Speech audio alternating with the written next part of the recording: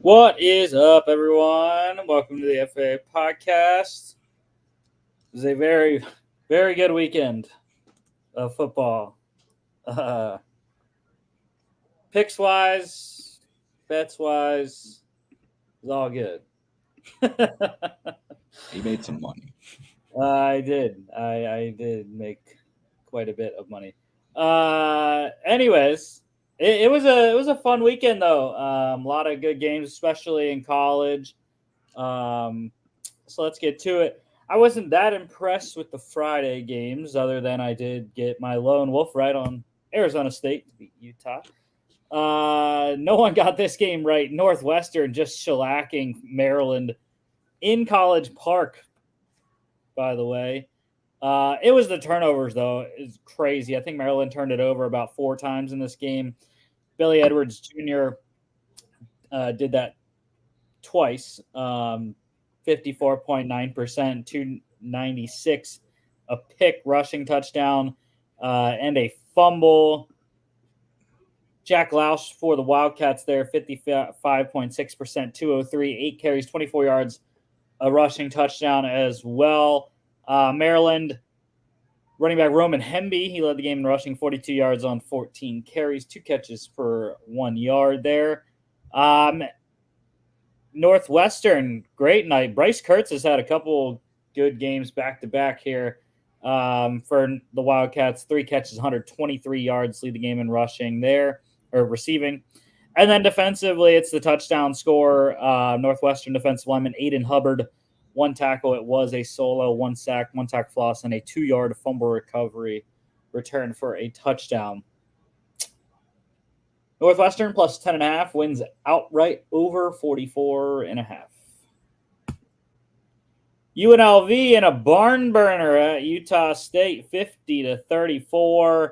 I have no clue where like Spencer Petras this offense is coming from, because Iowa fans are like, bro, where was this offensive output when you were at Iowa? But yeah, I mean, even in a loss, Petras was excellent, 69.5%. 461, 3 touchdowns. However, he turned it over 4 times. Maybe if he halves that, maybe they get a chance at the game. But yeah, 4 turnovers, 3 interceptions, and a fumble. 7 carries, 10 yards for Petras there. Haj Malik Williams continues to get it done. I believe this is 3rd game for the Rebels, and 2-1, I think.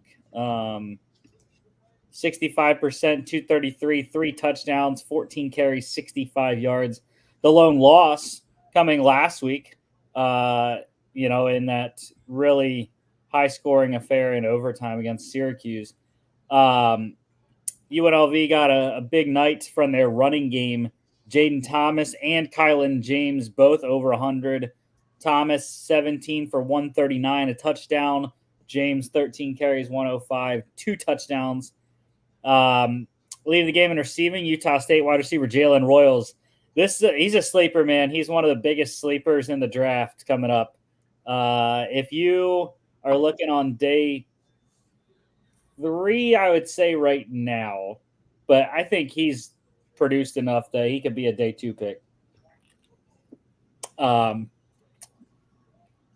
receptions, 155 yards, a touchdown. That coming off a 200-yard game last week. Jack Hastera also over 150 for the Aggies. 10 catches, 152 yards, and a touchdown. Also over 100, the man himself, UNLV wide receiver Ricky White, the third, 7 for 138, 2 scores. And there was a lot of great defensive performances in this one, but I got to go with my guy. I love UNLV linebacker Jackson Woodard. 12 tackles, led the tied for the lead in total tackles in this one. 4 solos, half a tackle for loss, 3 pass defense, 2 picks, and a fumble recovery. Man got the ball back for his offense during this game. Utah State did cover, though, plus 18.5, over 66.5, which I had in this game, which was nice. So, yeah, 84 points in that one. And the final game of Friday night, Arizona State. Yes, the Sun Devils getting it done for me in my lone wolf spot, 27-19 over number 16 Utah. And I wasn't able to watch this. I was listening to the game though, and Cam Rising did not look like he should have been on the field from what I have heard. This was his first game back after missing the last 2 or 3, and that was from a hand injury on his throwing hand.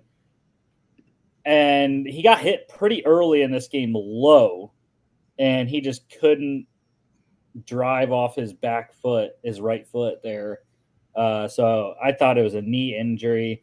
Turns out head coach Kyle Whittingham said that Cam Rising is now out indefinitely with an injury. So it's another one. It's crazy, man. The amount of injuries that this guy has gone through in his now 7th year of college football. And yeah, I hate it for him because he's a talented guy, but he just cannot stay on the field.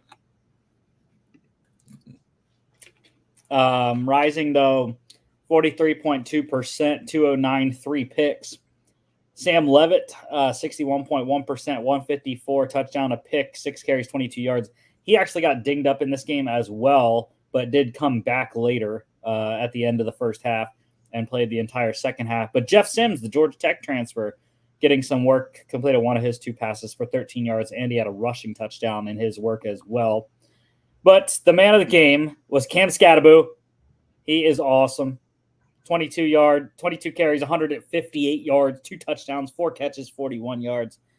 Contact balance, they literally said, I don't know how many times they said that during the game because it's so true. He is one of the best running backs in college football at taking contact and staying up because of his stature. I think he's on the shorter side. I think he's only 5'9", but he's big. He's 220, I want to say.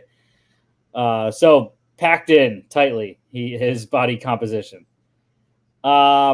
Big night also on the other side on the ground. Utah running back Micah Bernard, 21 carries, 129 yards, touchdown, 5 catches, 61 yards.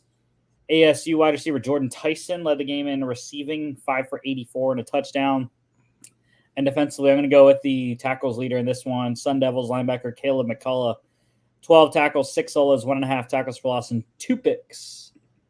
Arizona State plus 5.5 wins outright, under 46.5 by the hook. Dogs were barking on Friday night there, all 3 of them covering 2 win outright. On Saturday, we almost had another dog win here. Number 7 Alabama squeaking by 27-25 over South Carolina.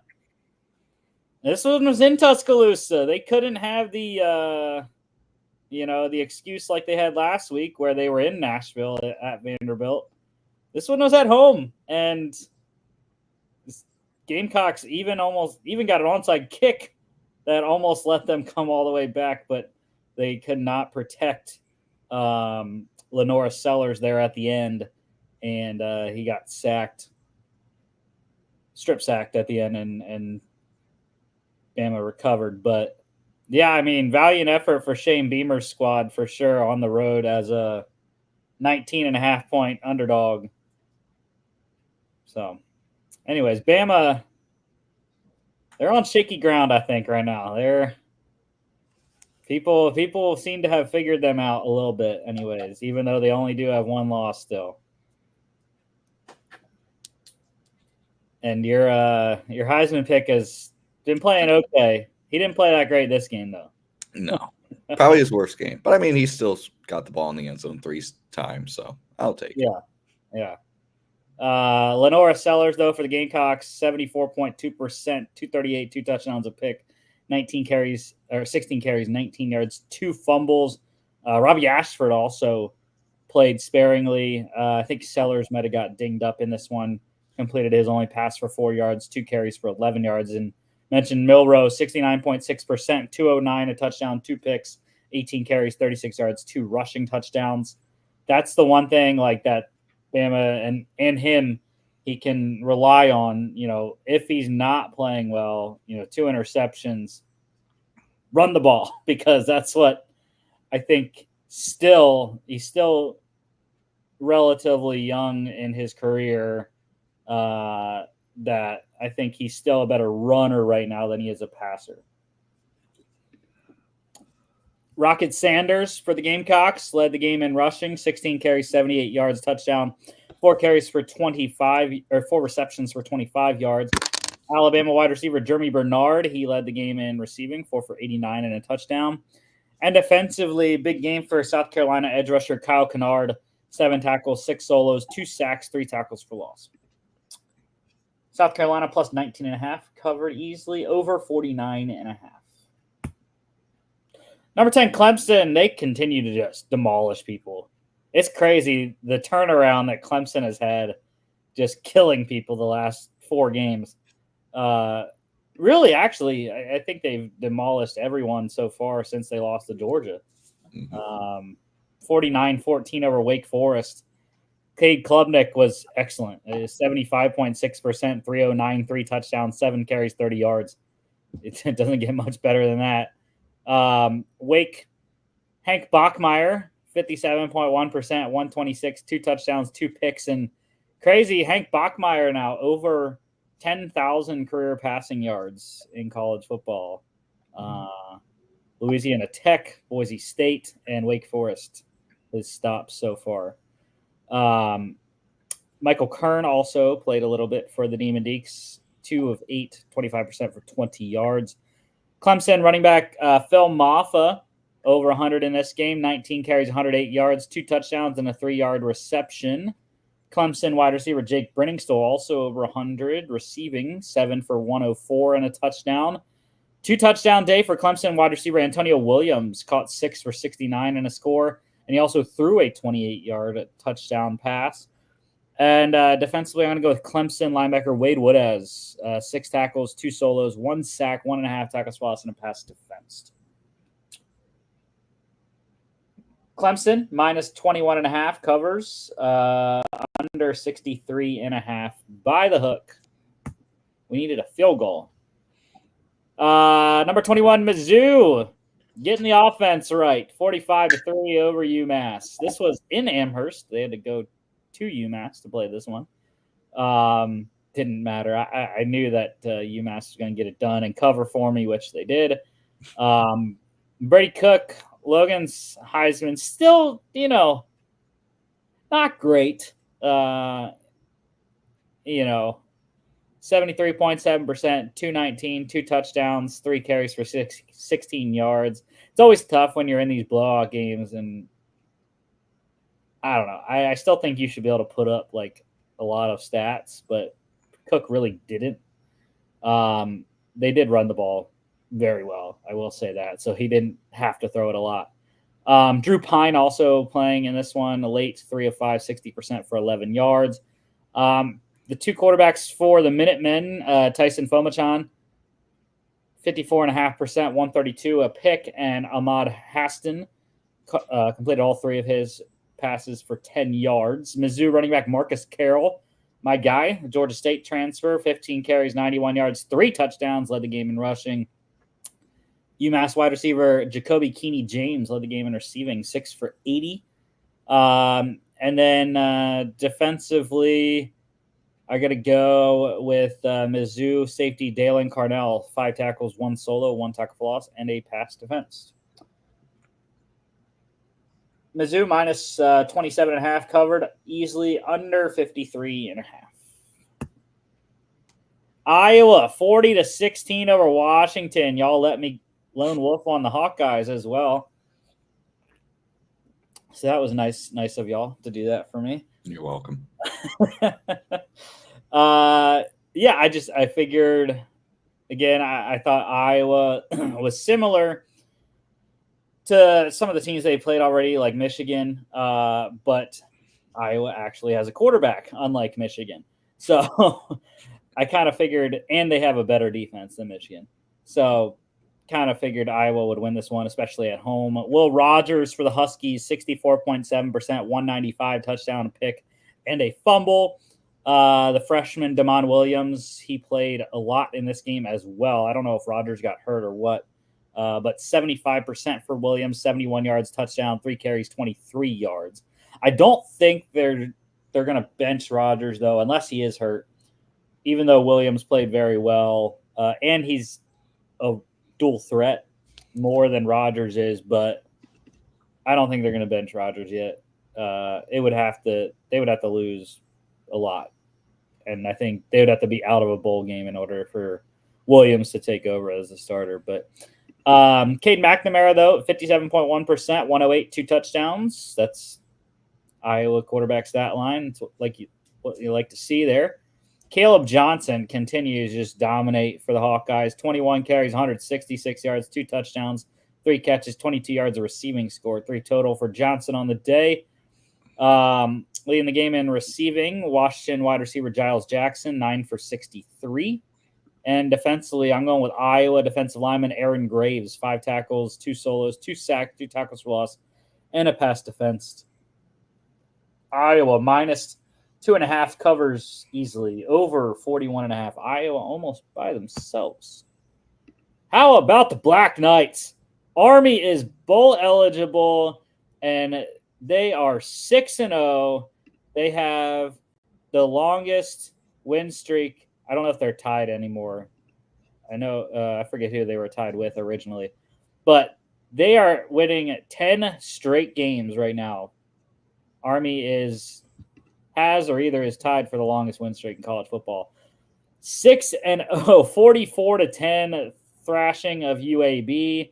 I said on Friday I thought that the Blazers, it was a big spread, and I thought UAB might be able to cover, but they were not even close.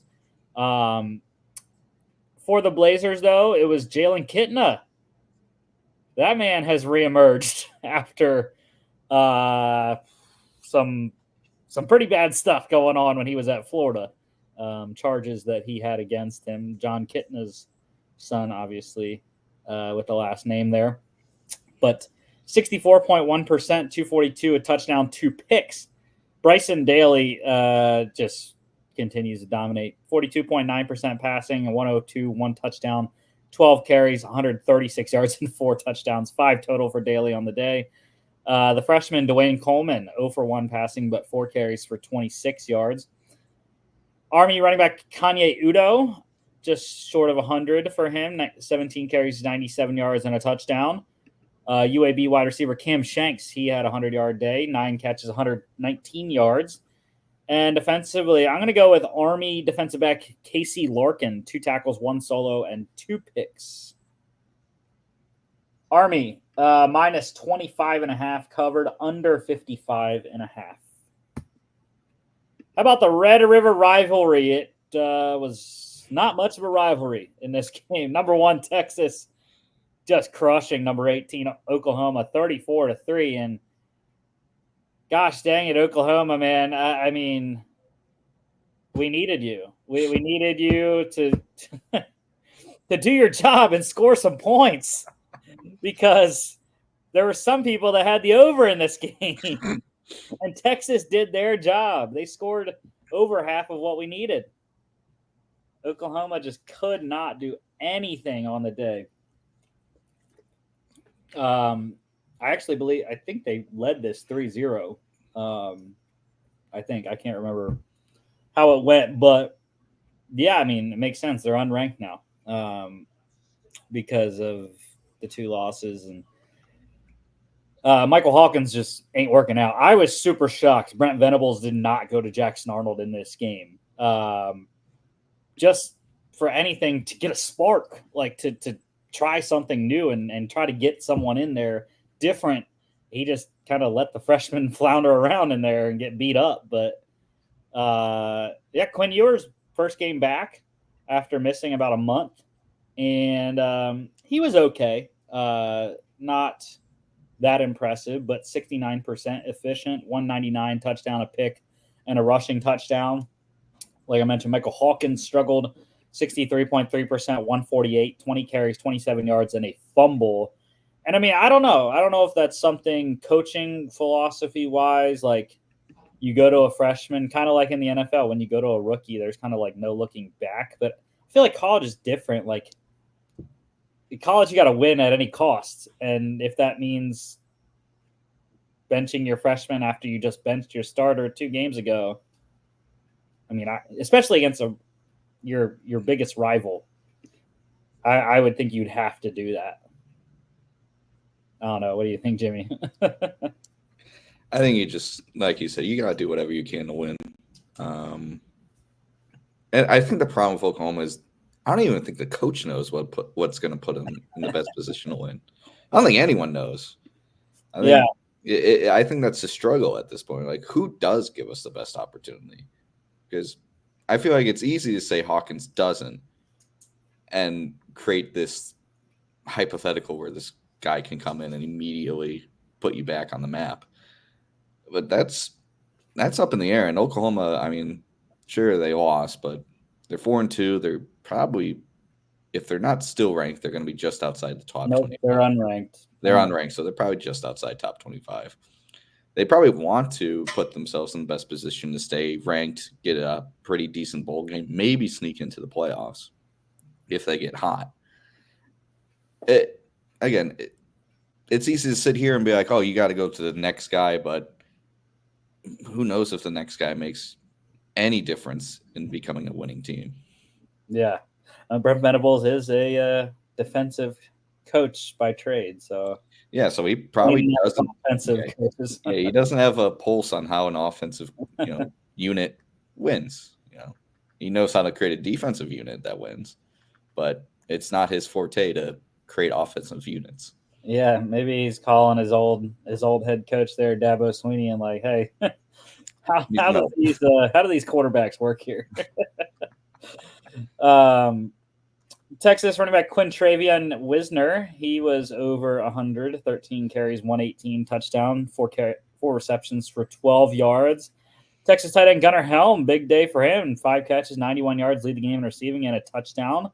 And defensively, talk about big game. Texas linebacker Anthony Hill Jr., 11 tackles, 7 solos, 2 sacks, 3.5 tackles for loss. Dude, this is one of the reasons Texas is going to be good for a long time. When you look at, let me see, are these boys? Yeah, so this pass rush that Texas has, they have Colin Simmons on one side, who's a true freshman. They have Anthony Hill, who is a true sophomore. So they're going to be good for the next couple of years at the very worst. Because these two guys are absolutely eating on the outside. And obviously they have Arch in the quarterback pipeline as well. So, yeah, I mean, Texas is here to stay for sure. Texas covered minus 16.5, under 48.5 hit. Yeah, man, I just thought there was going to be some points. And there was, just not on both sides. Yes, sir, we are, baby. Number 4, Penn State, getting it done in LA at the Coliseum, 33-30 in overtime. Came back from a 20-6 halftime deficit. It was very bad early, but you got to love Drew Aller and the coaching staff making the changes at halftime they needed to. And the realization of James Franklin's squad that you throw and run with 44 at any time you can. Because Tyler Warren was an absolute stud in this game, and he should win the Mackey Award. I said that before, I think, this season when he had like a rushing and a passing touchdown in the same game. But this kid is electric, and he's just continuing the long pipeline of 10 Penn State tight ends on their way to the NFL like he is this coming year. 17 receptions, 224 yards, a touchdown, a 4-yard carry, and a 9-yard pass. Does it all. And I think some people might say I really haven't heard this, but I could see someone saying like, "Oh, he's like the next Taysom Hill." I don't think so. Taysom Hill is a much better runner, and Tyler was a tight end first, and Taysom Hill was a quarterback before he was a tight end. So uh, technically, Tyler Warren was too. He was a quarterback in high school, but Taysom played quarterback in college. Yeah, but tied the Penn State receptions record for a game, and I think he was like second or third in receiving yards in a game for Penn State all time, or second. Jahan Dotson actually has the record. I think it was a little bit over. I think like 231 or something like that. But yeah, I was highly impressed. Drew Aller stood in the pocket for a lot of the day. He was under pressure for a good portion of this game. 69.8%, 391, 2 touchdowns, 3 picks, 4 carries for 32 yards. Miller Moss for USC, 58.8%, 220, 2 touchdowns and a pick. Woody Marks, your guy, 100-yard performance for him, 20 carries, 111 yards, 2 catches for 44 yards. There you go. There's your Vikings running back for next year. You didn't get Bucky Irving this year, but you can still get Woody Marks next year. Hell yeah.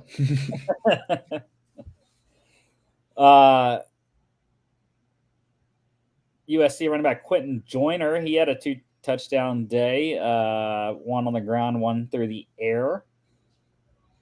Mentioned Tyler Warren leading the game and receiving by a lot. And then defensively, I am going to go with Penn State defensive end Abdul Carter, 5 tackles, 1 solo, 1 sack, 1.5 tackles for loss, and a pass defense.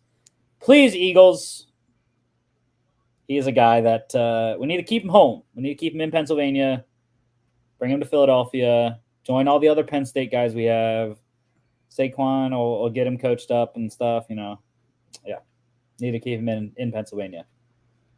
USC did cover, though, plus 3.5 by the hook, over 51.5, 63 in that game. Thank you, USC's field goal kicker, for missing the kick in the first period of overtime, and Ryan Barker nailing one for the Nittany Lions. Number 11, Notre Dame, spanking Stanford. I was concerned about this game, but I did have the spread on the Irish, so they got it done. Stanford did not screw me for the 3rd time this year, so that was nice to see. Riley Leonard, 72.7%, 229, 3 touchdowns, 6 carries, 31 yards, and a rushing touchdown. This is the Riley Leonard I thought we were going to get the entire year, but it just has not. The passing game had not been working at all. They finally got it going in this game. So I don't know. Maybe Notre Dame can continue that trend, but they do have some difficult games coming up. So we will see if they can continue that. Backup quarterback Steve Angeli came in 2 of 5, 40%, 19 yards. For the Cardinal, it was Ashton Daniels, 61.5%, 74 yards, 14 carries, 42 yards, and a fumble. And then Justin Lamson also played a bit, 2 of 4, 50%, 13 yards, and a rushing touchdown. Notre Dame running back Jeremiah Love led the game in rushing, 6 carries, 53 yards, a touchdown, and a 25-yard reception. Notre Dame wide receiver Bo Collins leading the game in receiving, 4 for 85 and a fumble. And defensively, let's go with Notre Dame defensive lineman Howard Cross III, 4 tackles, all of them solos, 2 sacks, 2 tackles for loss. Notre Dame minus 22.5 covers easily, over 45.5. Notre Dame by themselves. Number 22, Pitt. How about 6-0 Pittsburgh? Sixburg, as some fans like to call the Steelers. But Sixburg also refers to the Panthers right now as well, because they're 6-0 bowl eligible, 17-15 over Cal. This one got scary late because Cal got into position to take the lead. They missed the field goal, though, and Pitt got out of there at Acrisure Stadium. But, yeah, I mean, Pat Narduzzi, man, this is his calling card, defense. And that's what they got done in this game because they did not get a good performance from Eli Holstein, really his first bad game of the year. Fernando Mendoza for the Bears, though, 73%, 272, a touchdown. Logan lone wolfed Cal in this one. So we got a game on him in this game. I mentioned Holstein, just 50%, 133, 2 picks. He got a big game by his running back, though. Running back Desmond Reed, the Western Carolina transfer, 16 carries, 120 yards, 2 touchdowns, and a 19-yard reception. For Cal, tight end Jack Endries, he led the game in receiving, over 100, 8 for 119 and a touchdown. And mentioned a lot of defense in this game, so I am going to go with Pitt defensive lineman Jimmy Scott, 6 tackles, 5 solos, 3 sacks, 3.5 tackles for loss. His teammate Braylon Lovelace also an excellent day as well. Cal covered plus 3.5, under 56.5. Number 23, Illinois. Quite the scare, 50-49 in overtime against Purdue. Good Lord, I couldn't believe, because I wasn't watching this game, but I had it on the Gamecast on my ESPN app because I saw like Purdue had scored, and I was like, all right, like Purdue's getting there, like there's still a ton of time left, and I mean Purdue almost got Illinois in Champaign because let's see, I forget how much they scored. They scored 23 in the fourth quarter, but this game was over, right? This game was over in the third quarter. It was 27-3 in the beginning of the third quarter, 10:57 to go. And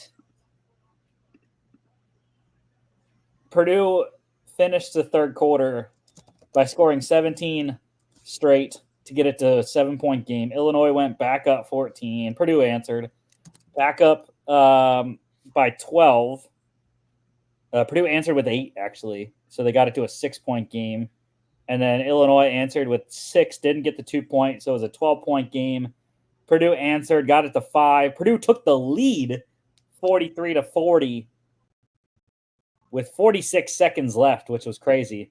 And then Illinois got the 38-yard field goal to get to overtime. They score, make it a 50-43 game. Obviously, Purdue's 1-4. You're on the road at a top 25 team. You score in overtime. You're not kicking the extra point. You're going for 2, and they didn't get it. They got sacked, actually, on the 2-point conversion. So, got to give props to Purdue.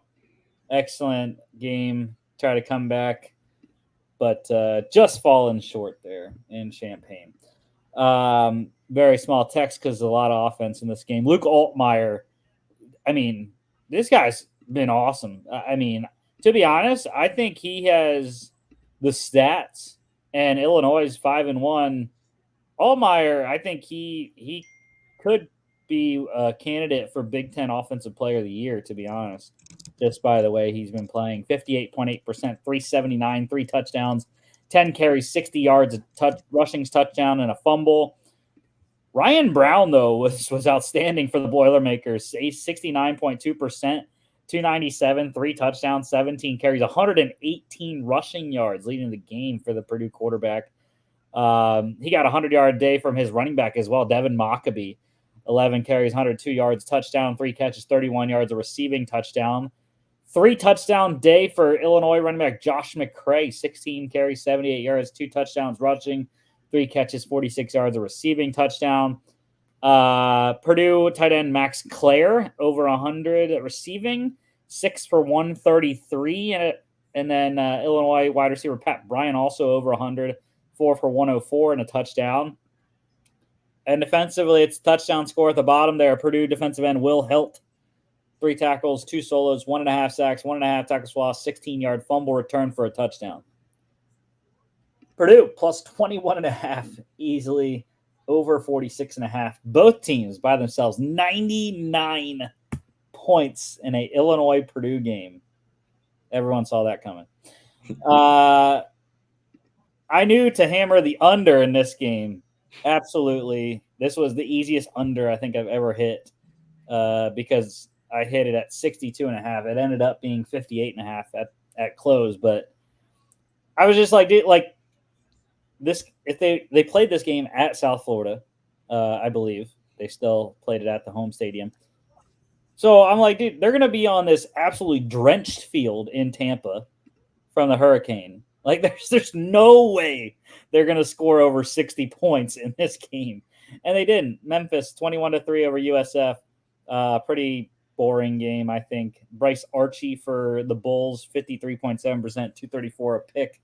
Seth Hennigan, 70% for the Tigers, 208, 2 touchdowns a pick, 7 carries, 26 yards. Good day leading the game in rushing for Memphis running back Brandon Thomas, 13 carries, 67 yards, 4 catches for 18 yards. USF wide receiver Joshua Hardman, he led the game in receiving, 2 for 69. And defensively, how about the big day for Memphis linebacker Chandler Martin? 7 tackles, 5 solos, 1 sack, 1 tackle for loss, 1 pass defensed, and a fumble recovered in the end zone for a touchdown.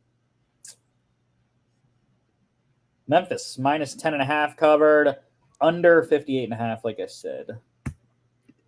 The Cougars are 6-0. Number 14, BYU, 41-19, drubbing of Arizona. Noah Fafita for the Wildcats, 50%, 275, touchdown, 3 picks, 7 carries, 24 yards, a fumble. Turnovers. Cannot do it, Mr. Fafita, if you want to win games. Jake Retzlaff for the Cougars here, 56.3%, 218, 2 touchdowns, 6 carries, 28 yards, no turnovers. BYU running back Hinkley Ropati, what a name. 9 carries, 65 yards, lead the game in rushing and a fumble. 2 touchdown day by his teammate, running back LJ Martin, 11 carries, 49 yards, a rushing score, 3 catches, 46 yards, a receiving score. BYU wide receiver Darius Lassiter, he led the game in receiving, 5 for 86. And 2 touchdown day for his teammate, wide receiver Parker Kingston, 20-yard receiving touchdown and a 33-yard passing touchdown. And then defensively, BYU linebacker Isaiah Glasker, 5 tackles, all of them solos, 1 sack, 2 tackles for loss, 1 pass defense, 21-yard pick 6. Kalani Sitake, man, he's got these boys rolling in Provo. BYU minus 2.5 covers easily over 48.5. Go Dogs. Number 5, Georgia, 41-31 over Mississippi State. And I was kind of shocked that Georgia stayed at 5 this week because I don't know how many times I said it when we were watching the game here with my friend. I was like, dude, why is Georgia dicking around with Mississippi State? Like, good Lord. I mean, I don't know what they were doing playing the worst team in the conference. Like, you're in Athens playing the worst team in the conference. They should have absolutely smoked them. 34-point favorites, by the way. This was a terrible game for Georgia. And this is not the type of game you want when you're going to play Texas next week. So I think Kirby's going to lay into him this week, probably. He was going to anyways, I assume, being a top 5 matchup going down to the number 1 team in the country. But yeah, this was not a good game for Georgia at all. One thing I will say though, Carson Beck put some stats up: 75%, 459, 3 touchdowns, 2 picks though. That was not good. One of them I remember was right to the guy. Bulldog Mississippi State quarterback Michael Van Buren Jr., 54.1%, 306, 3 touchdowns, a pick, 5 carries, 15 yards. Georgia running back Nate Frazier led the game in rushing, 10 carries, 43 yards. Georgia wide receiver Arian Smith, big day, over 100, 5 for 134, a touchdown. Mississippi State wide receiver Kevin Coleman Jr. also over 100, 8 for 103. 2 touchdown day for UTEP transfer wide receiver Kelly Akari, 3 catches, 72 yards, 2 touchdowns for Mississippi State. And then actually I misspoke. I said Nate Frazier led the game in rushing. It was not. It was Georgia wide receiver Anthony Evans III. He hit a 52-yard carry to go along with his 4 catches for 41 yards. Not a lot of defense in this one, but I'm going to go with Georgia defensive back KJ Bolden, 2 tackles, both of them solos, and an interception for the freshman. Mississippi State plus 34.5 covers easily over 54.5, 72 in that game. Number 8, Tennessee, 23-17 over Florida in overtime. It was, other than the Texas-Oklahoma game, like the contenders in the SEC did not have that great of a weekend. Alabama, Tennessee, and Georgia all struggling in their games, but winning, which is the most important part, I guess. But, Nico Iamaleava, he has kind of looked like a freshman the last 2 weeks against Arkansas in the loss, in this one against Florida. 61.5%, 169, a pick and a fumble, no touchdowns for Nico. Luckily, he got some help in the running game, but other than that, I mean, it doesn't get easier. Like, they got Bama coming to Knoxville this weekend, so we'll see. 2 teams that are kind of in flux right now, and it's going to be interesting to see which one comes out of it. Talk more about that on Friday, but speaking of team in flux, Florida, love seeing Florida in flux. Graham Mertz, 73.3%, 125, a touchdown, 5 carries, 11 yards, and a fumble. Freshman quarterback DJ Lagway came in once Mertz got injured, 52.9%, 98 yards, touchdown, and a pick. Like I mentioned, Tennessee did have the running game going. Dylan Sampson over 100 at 27 carries, 112 yards, 3 touchdown night, 2 catches for 7 yards. Leading the game in receiving, Florida wide receiver Shamir Dike, the Wisconsin transfer, 4 for 76 and a touchdown. Whole lot of defense in this game. I'm just going to go with the top tackler with the most stats. Florida linebacker Jaden Robinson, 7 tackles, 4 solos, 1.5 sacks, 1.5 tackles for loss. Florida plus 13.5 covers under 54.5. Washington State, go Cougs, 25-17 over Fresno State. And yeah, I forgot to mention Logan Lone Wolf to USF. You Lone Wolf the Bulldogs in this one. Mm-hmm. Close. It's close. I was keeping track of this game during at the bar watching the Oregon game, but it got scary. But then Washington State got 10 fourth quarter points to pull away, including a pick 6 from Ethan O'Connor. But Mikey Keene, 66.7%, 220 touchdown, 2 picks. One of those turned for a touchdown, like I said. John Mateer, not as great as they, but again, he got the running game going, 48.6%, 172, a pick, 18 carries, 46 yards, touchdown, and a fumble. Fresno running back Elijah Gilliam, big night, over 120 carries, 120 yards, touchdown, 4 catches for 8 yards. Fresno wide receiver Mac Delana, he led the game in receiving, 4 for 61. And defensively, 2 guys go first on the losing side. Fresno defensive lineman Jacob Holmes, 6 tackles, all of them solos, 2 sacks, 4 tackles for loss. And I mentioned Ethan O'Connor, defensive back for Wazoo, 2 tackles, both of them solos, and a 60-yard pick 6 that gave Washington State the lead. And they got a field goal after that to make it an 8-point game. Washington State minus 3.5 covered, under 60.5. I had the over in that one, by the way. I thought that game was primed for points. Unlike this game, I thought this was going to go under because Ohio State had the number 1 defense in the country coming into this game. Did not look like it. Number 3, Oregon, 32-31 over number 2, Ohio State. And go ahead, Jimmy. I know you want to say some Ryan Day stuff. Oh, yeah. I mean, I remember what I said in our college football playoff preview. I said either Ryan Day is going to lead them to the championship or he's going to get fired. Either way, it's a win-win for Ohio State. And, man, it's looking like one of those. It's looking like one of those. I'm sorry. Ryan Day, you're 1-7 all time against top 5 teams. You made 1 national championship in 2020 where you just got absolutely steamrolled. Like, you shouldn't have been there. you're lucky to get past Clemson in that one. I mean, when is Ohio State just going to call a spade? Ryan Day, he's a control freak. He calls himself an offensive guru, but somehow can't identify quarterbacks that should play for his program. It's like, oh yeah, Justin Fields, sure, he was good, but we let Joe Burrow go. Oh yeah, CJ Stroud, very solid. And then there's Quinn Ewers down in Texas leading him to a #1 team. Like, how often are we going to see another Ryan Day quarterback prospect just go to another school and just trounce? I mean, I said this to Caroline last night. I've never seen a coach in college football do less with more. And I feel like this game was the antithesis of that belief. I mean, Ryan Day will continuously rip wins away from himself. And he'll find a way to lose. He won't run an offense correctly. He'll make boneheaded decisions. He won't use his timeouts correctly. He won't game plan for close games. It's like he expects every game to be a blowout, and when he's expected to play down to the wire in the fourth quarter, he doesn't get it.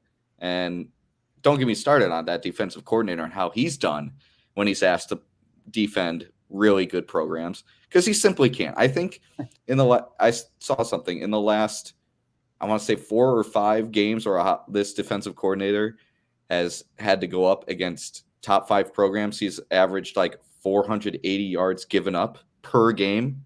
Like, it's absurd. At some point, Ohio State just has to call a spade, look at Ryan Day and be like, yeah, he's not doing it. He continuously falls short with the best recruiting class, with the best talent this college football has. And it's exhausting. And this game was the perfect encapsulation of that.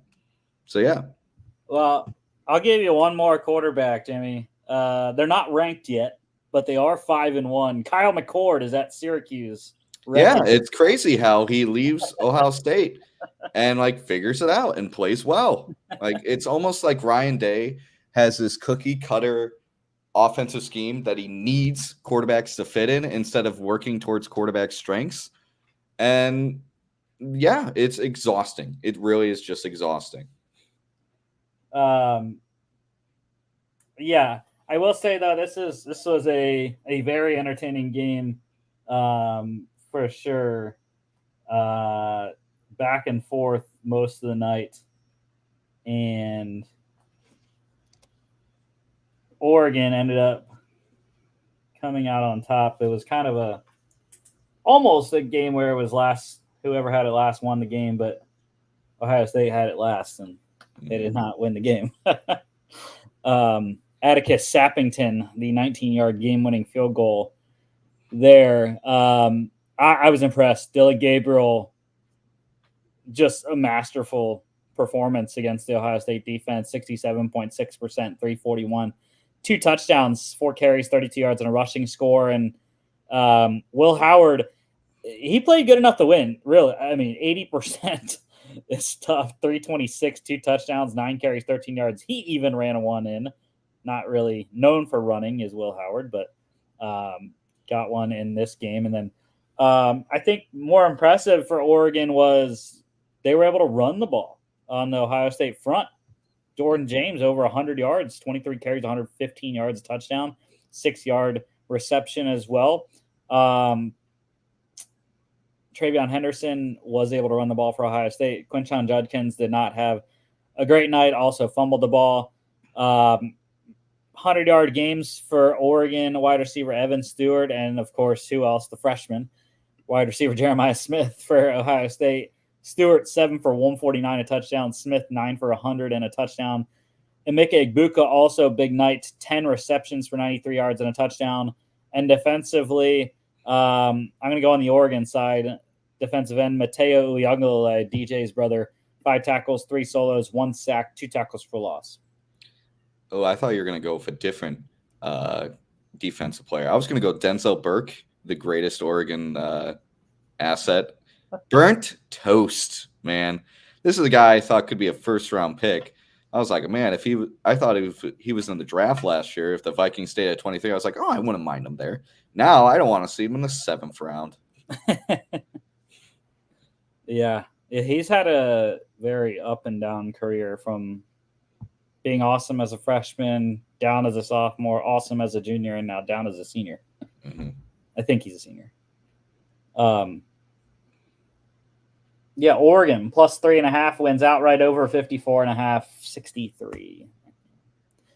Number 13, LSU, 29-26 over number 9, Ole Miss in overtime. And I had another lone wolf on this one.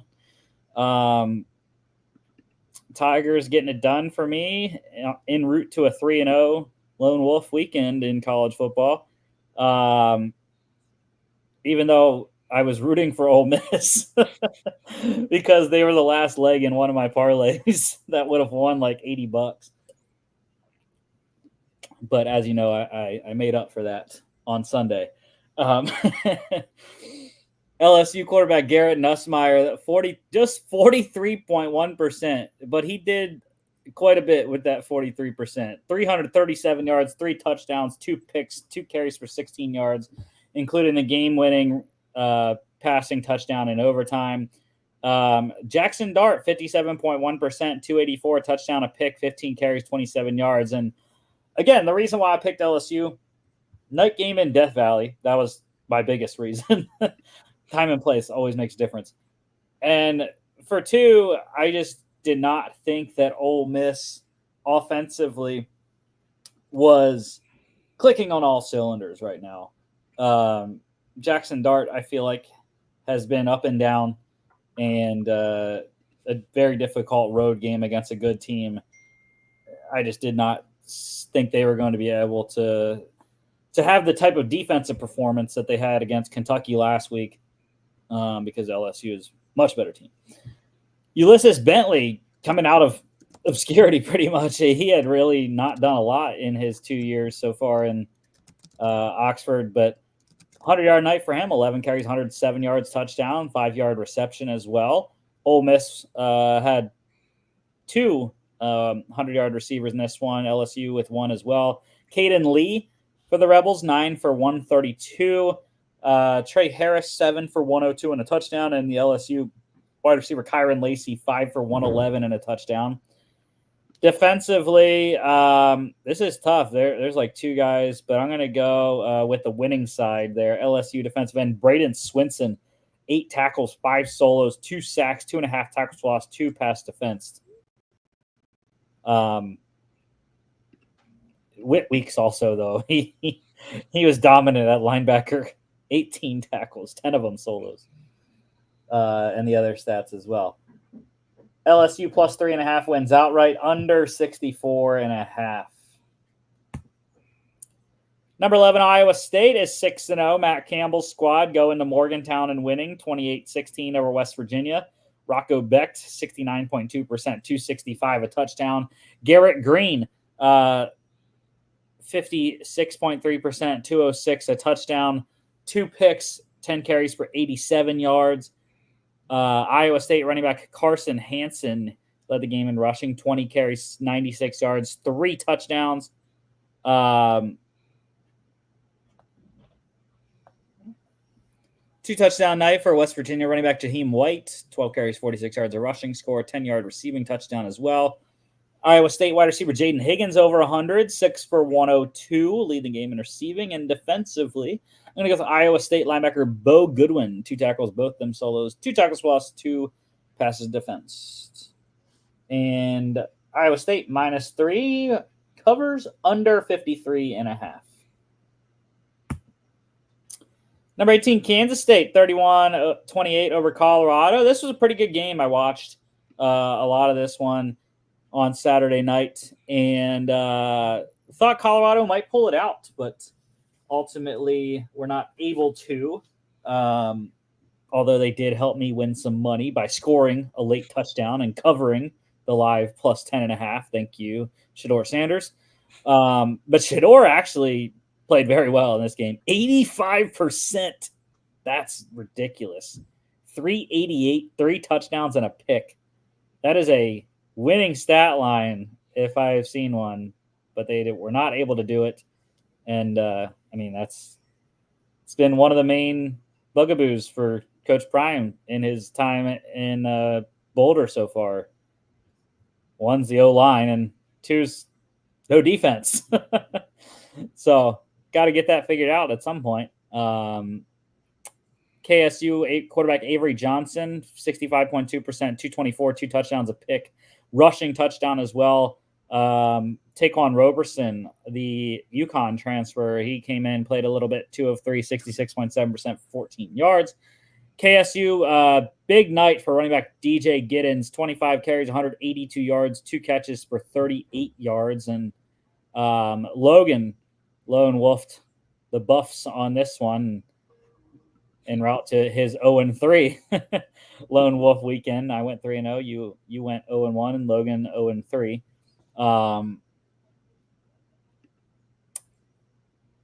Colorado wide receiver O'Marion Miller, he was over 100 in this one, 8 for 145. KSU wide receiver Jace Brown, also over 100, 6 for 121, 2 touchdowns, 2 touchdown night for Colorado wide receiver LeJonte Wester, 5 for 58, 2 scores. And defensively, you go with the 2 guys at the bottom, though. KSU defensive end Brendan Mott, he has been a monster this year. Excellent stat line, up in the top of sack leaders in the country. 4 tackles, all of them solos, 2 sacks, 2 tackles for loss. Defensive end BJ Green, the second for Colorado, the exact same stat line. Colorado plus 3.5. They did cover by the hook, over 54.5. Final FBS game here, number 17, Boise State, 28-7 on the island. I was kind of mad. I just took the minus 21 that it was at the time. That and the over in the Kansas State game, which was also thank you Colorado for scoring late because we needed to hit the over. But yeah, this one was a little sleepy for Boise State, but dude, I mean, Ashton Genty continues to just demolish. I mean, this kid, we should have stopped the season now and give him the Heisman because he's ridiculous. He had 110 rushing yards in the first half, I think, something like that. Maybe it was over that. But Braden Shager for the Rainbow Warriors, 56.8%, 264 touchdown, 16 carries, 13 yards. Boise quarterback Maddox Madsen, 68%, 217, 2 touchdowns. It's okay, Maddox. You don't have to do a lot because Ashton Genty, 31 carries, 217 yards, a touchdown, 3 catches for 20 yards, and a receiving score. So he doesn't just do it with his legs. He catches the ball as well. 34 touches, 237 total yards, 2 touchdowns in this game. Boise wide receiver Cameron Camper over 107 for 111. And defensively, there was quite a bit in this one. I'm going to go Boise defensive end Jaden Virgin Morgan, 6 tackles, 3 solos, 2.5 sacks, 2.5 tackles for loss.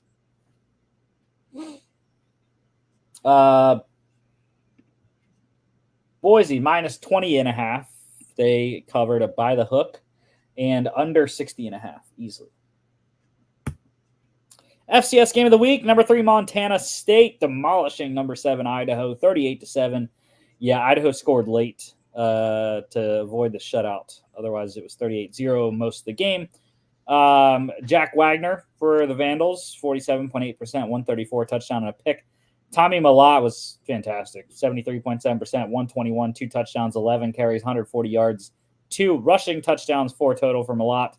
Idaho also playing quarterback Nick Josephek, 5 of 8, 62.5%, 42 yards. Quarterback Chance Wilson getting some time for the Bobcats, 1 of 2, 50%, 4 yards, 3 carries, 17 yards. Big rushing performance by Bobcats running back Scott Trey Humphrey as well, 19 carries, 124 yards.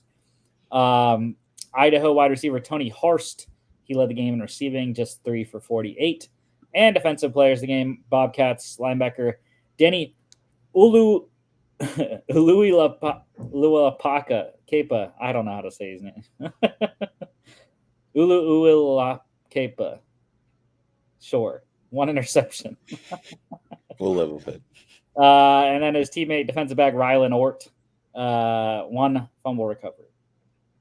Montana State minus 9.5 cover easily, under 54.5.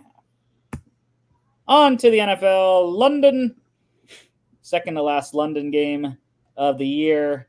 Jags playing back-to-back in London. This one at Tottenham. They are going to Wembley next week, I think. I can't remember. Anyways, maybe this was Wembley Stadium, but I know this was in Tottenham and the other one's in somewhere else. But yeah, Bears 35-16 over the Jags. And it hasn't happened yet for Logan. Logan has not gotten his wish yet for the Jags to fire Doug Peterson, but there is still one more game in London to maybe leave him in England. So we will see if that happens. I don't think it will, considering who they're playing next week, but maybe, just maybe. Weird stuff does happen in London. Trevor Lawrence, 65.7%, 234, 2 touchdowns, a pick, 4 carries, 17 yards. He actually didn't play bad in this game, I thought. He got zero help. They couldn't run the ball. His receivers dropped everything that he threw well, and he was getting pressured a lot of the game. So I don't blame this on Trevor Lawrence at all. Like, his teammates really let him down, I thought, in this game. Caleb Williams, though, he was fantastic. I mean, 79.3%, 226, 4 touchdowns, a pick, 4 carries, 56 yards.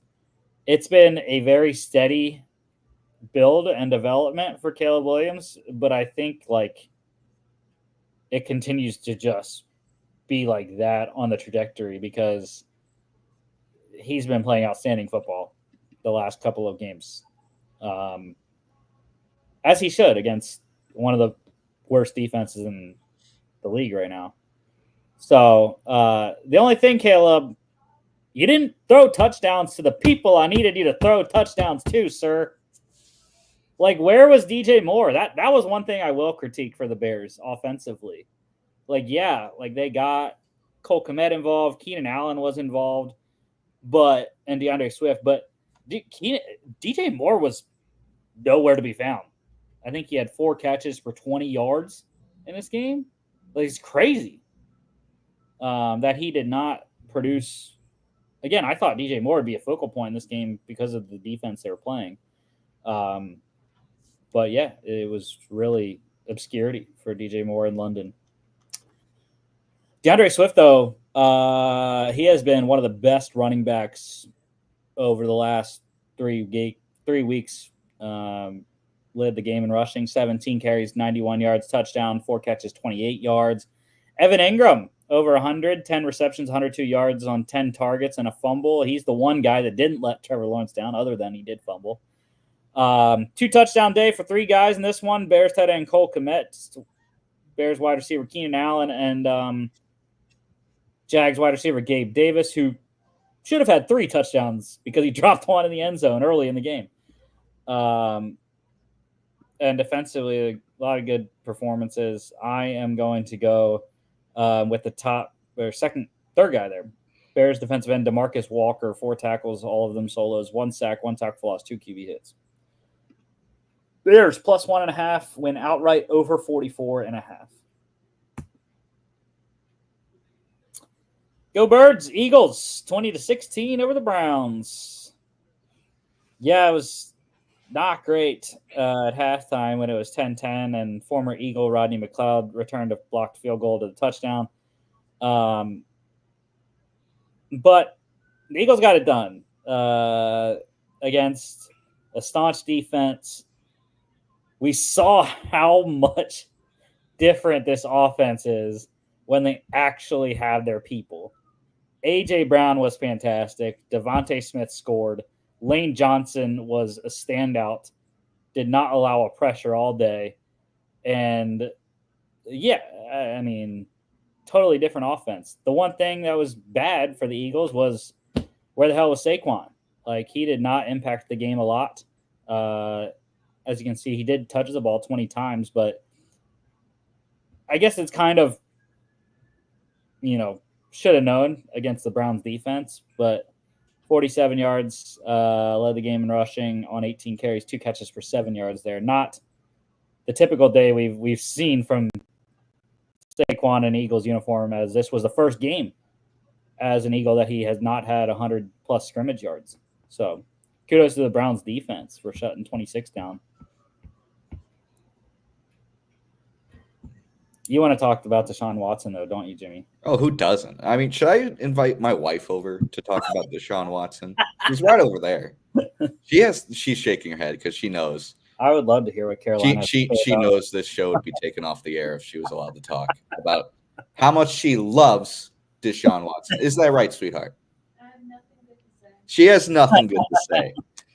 And I mean, I don't know what's worse, Deshaun Watson's play or the organization's insistence that he has to keep starting. He's the best option to win, to me. You're telling me famous Jameis can't help you eat some W's? But like, yeah, it's bad. I mean, you look at the advanced stats, and he's legitimately, statistically, the worst quarterback the Browns have had since 2007. You know how bad you have to be one of the worst, if not the worst, Browns quarterback in the last decade and a half? You have to try. I think you have to try to be that bad. Like this guy, and the sad thing was, in the second half, he had the best game this year, and he still sucked. He didn't get the ball in the end zone. Mm-hmm. Like the leading touchdown haver of this Browns team is a defensive player. Like unreal. I mean, it's pathetic all the way around. It's pathetic to see Deshaun this bad. It's pathetic that the Browns gave him this contract. It's pathetic that the Browns continue to force him to play. It's, just trade away Myles Garrett and Denzel Ward and Amari Cooper while they still have value, because you're just going to waste their careers if you continue to have Deshaun under center. You're just wasting 2 more years of those guys' career. Like, stop wasting everyone's time. As a Panthers fan, I'm very happy about that this trade had occurred, because, the Panthers sent all that draft capital just like the Browns did, but at least the Browns aren't paying their quarterback $50 million a year. Yeah, at least if Bryce Young fails, you can just let him go and wash your hands of it. Browns legitimately can't. Jalen Hurts, I was impressed. Jalen Hurts, especially the last throw of the game that he had, was outstanding. The ball placement to A.J. Brown to win the game on the go route was fantastic. I mean, that was the best throw I think Jalen Hurts had this year. And what do you notice about Jalen Hurts this week? 64%, 264, 2 touchdowns, 14 carries, 33 yards. No turnovers for the first time this year. No and turnovers. I think another thing too, I think he's healed very well from that hip injury last year because he's moving. I mean, 14 carries, 33 yards. I saw a lot more tush push this game. I mean, they trust him and he's in shotgun less, which is what you need. Jalen Hurts is not a shotgun quarterback. This offense doesn't work out of shotgun, and we saw it work here. Browns have a great defense. They still put up 2 offensive touchdowns. Yeah. It did the brotherly shove 100% in this game. I think they were 4 for 4. Oh yeah, it was really crazy. Nick Sirianni went for it at like his own 20. They still got it. I was like, let's go. Yeah, that was a gamble. That's what he does though. As does he yell at the fans after they win. What a Bush League move that was, to yell at your own fans while beating Deshaun Watson by 4. Hey, the fans booed him at halftime, so that's not his fault. It's Philly. 69%, 69.6% for Deshaun, 168, 4 carries, 17 yards. Saquon, I already mentioned his stat line, lead the game in rushing. A.J. Brown, though, back for the first game in a couple, and he was awesome. Over 106 for 116, touchdown, 9 targets. Devontae Smith scored, like I said, on his 4 targets. And defensively, JOK was outstanding in a loss here for the Browns. 8 tackles, 4 solos, 1 sack, 1 tackle for loss, pass defense, and a QB hit. And I got to give up Vic Fangio. The defense again, it's been a roller coaster ride through 5 games for Philadelphia, but they matched. I think actually they upped their sack total. I think they doubled their sack total +1 because I think they came into the week with only like 4 sacks on the year or something like that, and I think they got Deshaun 5 times in this game. So that was very encouraging to see the pass rush finally get something going, and Jalen Carter's the catalyst of that. He really is inside. Browns +8.5 covered, under 42.5. Texans beating up on Drake May in his first start, 41-21 over the Patriots. Really, when you look at the stats, though, Drake May didn't play badly. 60.6%, 243, 3 touchdowns. But the turnovers, 2 picks, 5 carries, 38 yards, a fumble, 3 on the day. Rookie. And again, this is what we talked about, though. Like, this was not the game to put Drake May into. Going up against that D'Amico Ryans defense, it's tough for any quarterback, let alone a rookie in his first career start, even though he is at home. Doesn't matter. Yeah, there's one stat line at the bottom of the screen where I'm going, yeah, why did you let Drake May play against that guy? Yeah. Well, yeah, no offensive line at all. CJ Stroud, 64.5%, 192, 3 touchdowns, a pick. No Nico Collins, no problem.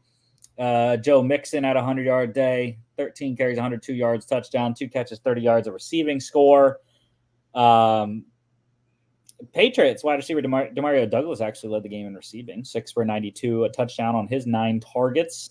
Like I mentioned, though, no Nico, no problem. Stephon Diggs caught a touchdown. Tank Dell caught a touchdown as well. Both were very effective in this game. And defensively, you mentioned Will Anderson Jr. for Texans, 8 tackles, 6 solos, 3 sacks, 4 tackles for loss, 1 pass defense, and 3 QB hits. I'm calling him Defensive Player of the Week across the entire NFL, that stat line. Yeah. I mean, everyone that plays the Patriots should be every week. Texans -6.5 covered, which was one of my best bets of the week. Hopefully everyone went with me on that one. Over 39.5. Texans by themselves, 62 in that one. Ravens 30-23 over the Commanders. Probably the game of the week. This is pretty solid affair here in Baltimore. Lamar, 76.9%, 323 touchdown, a pick, 11 carries, 40 yards. Jaden Daniels continues to be good, 68.6%, 269, 2 touchdowns, 6 carries for 22 yards. King, though, does not stop. King Henry, 24 carries, 132 yards, 2 touchdowns. Just demolished the defenses. And for the Commanders, I mean, they really missed Brian Robinson badly. Austin Eckler could not run the ball at all.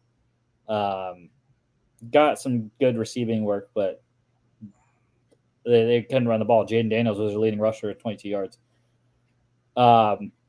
Zay Flowers just ran all over the Commanders' defense. 9 for 132 on his 9 targets. Your boy Mark Andrews caught a touchdown. Yes. On his 4 targets. And my guy, Zay Flowers, he had a good game too. Scary Terry, though, continues to eat this year for Washington. 2 touchdowns on his 7 targets. And defensively, I'm going with the old Cowboy there. Washington linebacker Dante Fowler Jr., 4 tackles, all of them solos. 2 sacks, 3 tackles lost, 2 QB hits. How badly do you think Cowboys want him back now after not re-signing him? Yeah, we'll talk about that in a couple minutes when we get to their game. Yeah, you're a lone wolf. Not bad. Commanders covered +7.5 by the hook, over 50.5. Thank you, Washington, for scoring late because I needed the over 50.5 to hit the big one. Thank you, Commanders. Packers blowing out the Cardinals in Lambeau, 34-13.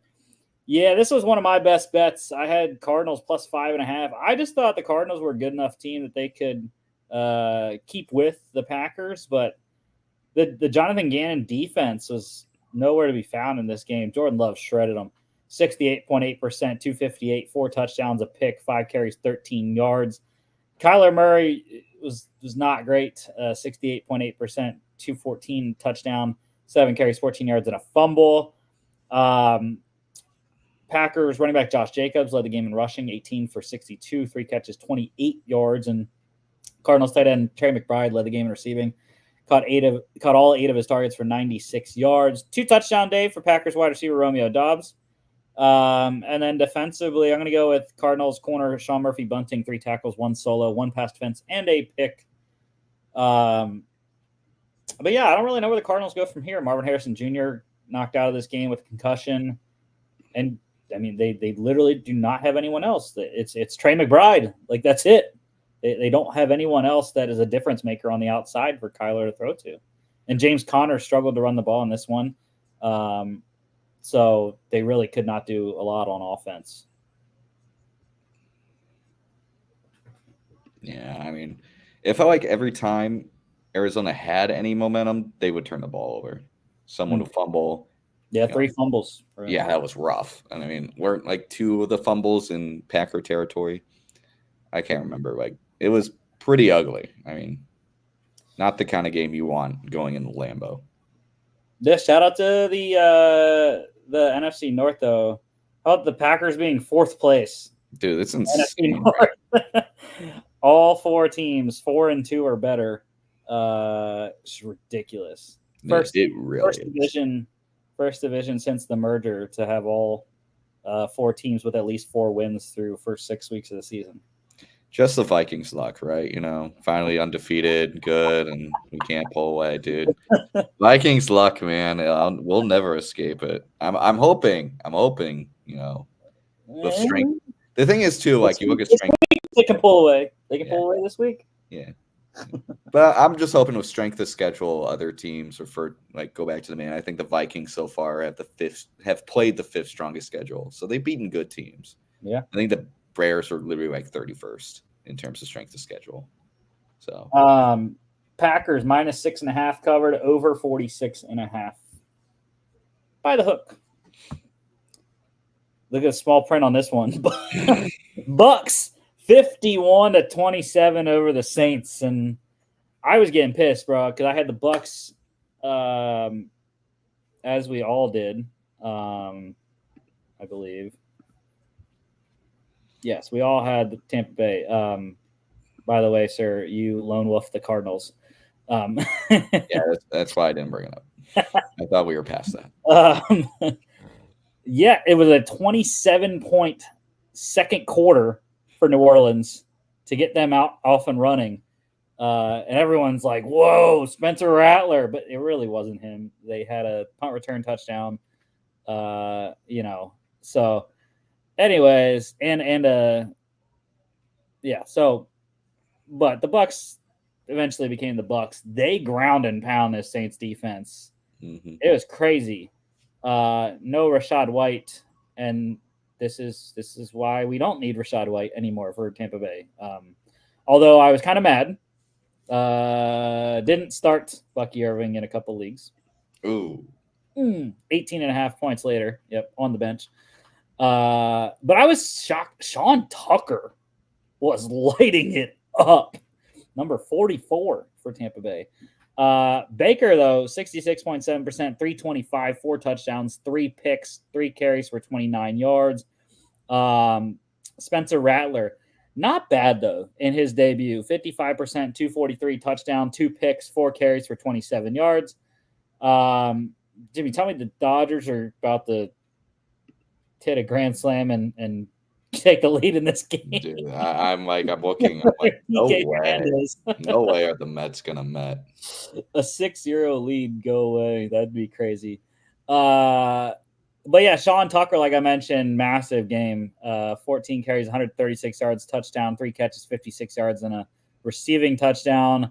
Also, his teammate Chris Godwin, big day, 11 catches, caught 11 of 13 targets for a 125, 2 touchdowns. And Rashid Shaheed, only 1 catch for 11 yards on offense, but a 54-yard punt return touchdown, part of that big second quarter for New Orleans. And then defensively, I am going with the guy that scored a touchdown, Bucks safety Antoine Winfield Jr., 4 tackles, 1 pass defense, then a 58-yard fumble return for a touchdown. Bucks minus 3.5 covered easily, over 42.5. 78 that game. Colts 2017 over Titans because Titans suck. Flacco, baby. Joe Flacco, baby. Something I trust about Joe Flacco. 57. Anthony who? 57.9%, 189, 2 touchdowns, a pick. Will Levis. Love to see it. 59.3%. 95 yards, touchdown, pick, 3 carries, 15 yards. Thank you, Titans and Coach Callahan for continuing to start Will Levis. Tony Pollard led the game in rushing, 17 carries, 93 yards, touchdown, 3 catches, minus 5 yards. How about Tyler Goodson leading the Colts in rushing, 51 yards on 8 carries. Colts wide receiver Josh Downs, big game for him, caught 7 of his 9 targets, 66 yards, a touchdown. Michael Pittman Jr., no one, including me, thought this man was even going to play this week. The man's dealing with a back injury, and he's still playing. It's crazy. Caught a touchdown. And defensively, I'm going with Titans linebacker Harold Landry III, 7 tackles, 5 solos, 2 tackles lost, 2 QB hits. Colts plus 2.5 win outright. Under 41.5. Logan and I's dog hit 1 outright in that one. Okay, there you go, Mets. Steelers wrecking in Vegas, 32-13 over the Raiders. Aiden O'Connell, his first start of the year, 67.5%, 227 touchdown, a pick. Justin Fields, it was not great again, but I liked it a lot more than I did the Cowboys game. That's for sure. 58.3%, 145. 11 carries, 59 yards, 2 touchdowns. I thought that was a big thing for Justin. He really ran well and ran when he needed to. I thought the pocket movement was very good for Justin Fields. And he got some drops also. Like George Pickens dropped one right in his hands on the sideline, just like last week. That cost him. But Najee, resurgent game for Najee Harris. 14 carries, 106 yards, a touchdown, 2 catches, 16 yards. Go Dogs. Raiders tight end Brock Bowers led the game in receiving, 9 for 71 on 10 targets. And whole host of defensive performances. Surprisingly, TJ Watt did not have a lot of stats in this game. He had a stat that mattered, though. Forcing the fumble on Amir Abdullah at the goal line was awesome. I'm going to go Raiders defensive end Max Crosby, though. 3 tackles, 2 solos, a half a sack, 2 tackles for loss, and 3 QB hits. Steelers, minus 3.5 covered, over 36.5. Chargers, 23-16 over the Broncos. Yeah, man, this sucked. This was Logan and I's one loss this week. And Bo Nix almost brought him all the way back, which is crazy. He had a 16-point fourth quarter, down 23-zip, and Bo Nix was this close. He was an onside kick away from getting the ball back and potentially going down and scoring and tying, or maybe Coach Payton would have went for the win. But Justin Herbert, how about the passing game? Chargers have a passing game for once. 61.8%, 34 attempts for Justin Herbert in this one. 237, a touchdown. Maybe Coach Harbaugh, I think maybe they're finally comfortable with where Herbert is health-wise. And maybe that's why they finally unleashed some of the passing attack. I don't know. Maybe I'm wrong, but kind of feels that way after they didn't throw it barely at all the first 4 games. Mm-hmm. Bo Nix, 57.6%, 216, 2 touchdowns, a pick, 6 carries, 61 yards. J.K. Dobbins was outstanding again. He was on my bench in a league or two as well. 25 carries, 96 yards, touchdown, 2 receptions for 6 yards. I just thought the Broncos defense would be able to bottle him up pretty well. Broncos, by the way, couldn't run the ball at all. Javonte Williams there, 23 yards. Leading rusher. Right, Javonte Williams over Najee Harris in a fantasy league. this dumbass. Yeah. I'm still winning. I just gotta hope Rodgers does not have a game. Oh, he will. He will. No. I mean, Chargers. How about the Chargers defense? Oh, Like, they're good. they have not been good like the last couple years, and Jesse Minter coming over with Coach Harbaugh there from Michigan, really getting this unit to play well. Even though now out Asante Samuel for the next month, but how about the rookie Broncos wide receiver Devon Vele leading the game in receiving? Caught 4 of his 6 targets for 78 yards. Defensively is a big day for Broncos defensive end Zach Allen. 8 tackles, 5 solos, a half a sack, 4 tackles for loss, and QB hit. Chargers minus 2.5 covered, over 37.5. Falcons 38-20 over the Panthers. Yeah, dude, the Panthers have 0 defense. Yeah. So yeah, looking like 1-15 this year, which is cool. It's cool. Or 1-16, whatever the hell it is. 1-15, yeah. No, 1-16. Yeah, 17 games. Kirk Cousins, 63.3%, 225 touchdown. Didn't have to do a lot because they ran the ball efficiently. Andy Dalton, 68.4%, 221, 2 touchdowns, 2 picks, 3 carries for 21 yards. And I think the conversation has to be had about Bryce Young now because this is 2 bad games for Andy Dalton, turning the ball over, and both interceptions were pretty bad, especially the second one. The second one he threw to Clark Phillips. I mean, he literally made a rookie mistake. He late outside. You can't do that.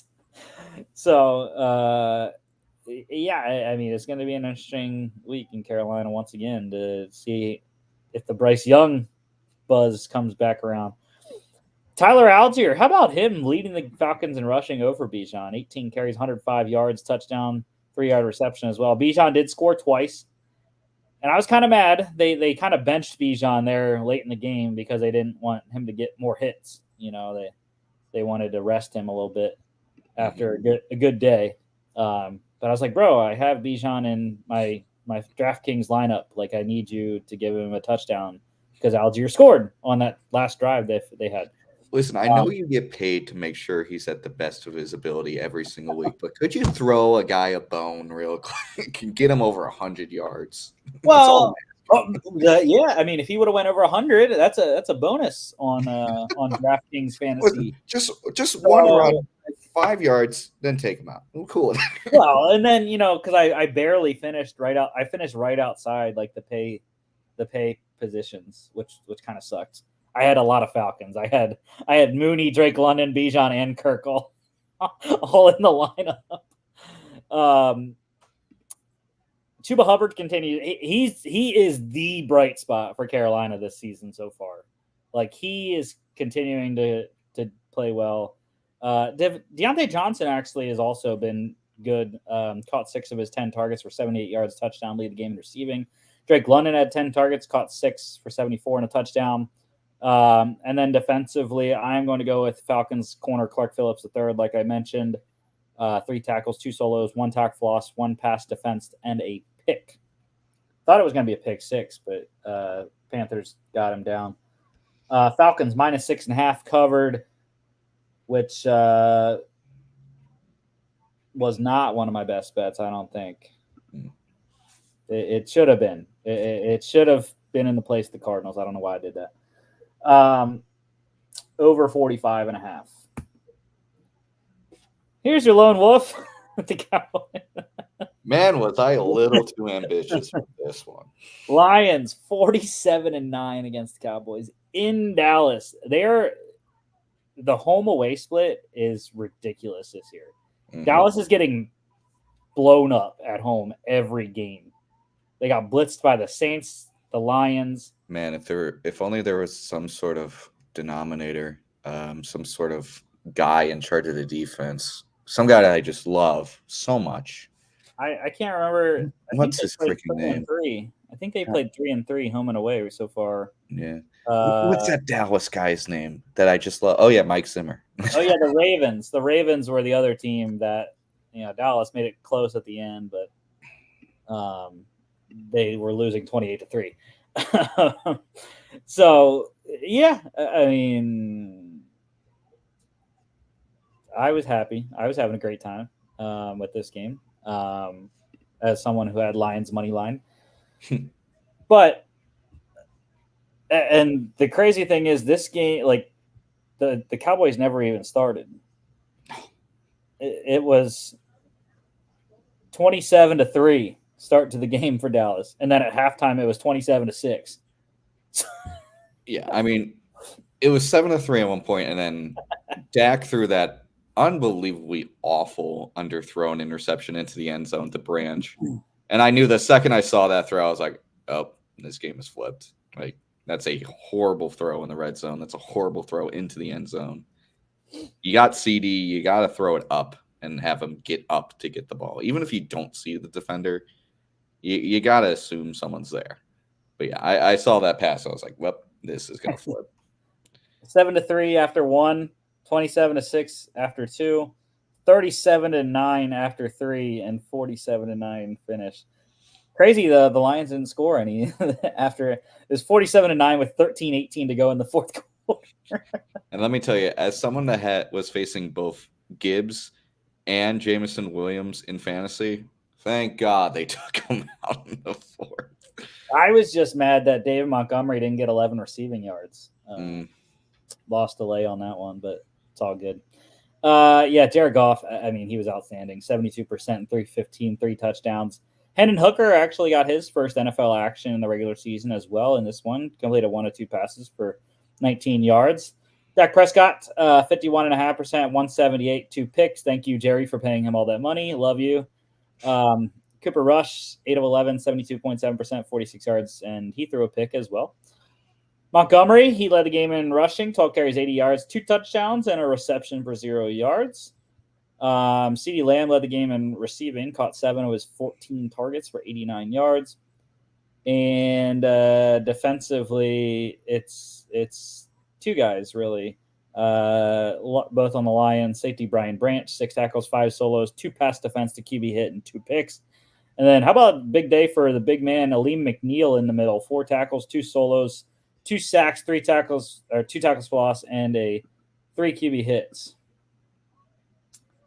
Lions minus 3.5 covered easily, over 52.5. Sunday Night Football last night, it was quite a snoozer. 17-7, Bengals over the Giants. And yeah, Joe Burrow, 67.9%, 208. Why you could not throw a touchdown to Jamar Chase when he was open in the end zone, Joe? I don't know. I don't know why, but he was open and he didn't throw it to him. 4 carries, 55 yards, and touchdown. That was like the most obscure first touchdown score I think that I've ever seen.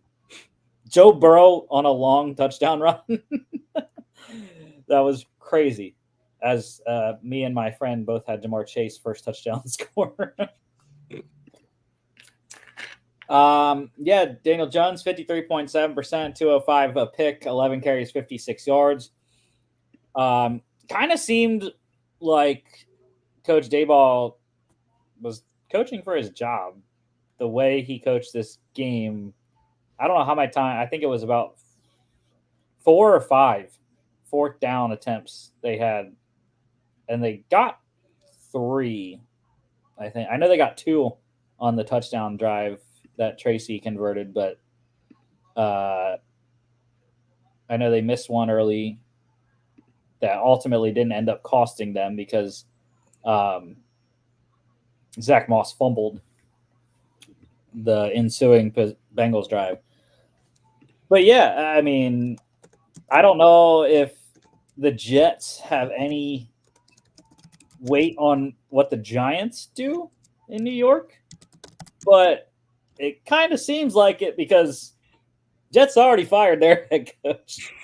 So I gotta think Daboll is feeling the pressure, especially at 2-4, especially at the bottom of the NFC East. And now that, well, I guess the Cowboys lost, so they are still only 1 game back of Dallas for 3rd place. But, you know, you're 2 games back The Commanders at 4-2. You're 1.5 games back at the Eagles at 3-2. So, yeah, it's not looking great.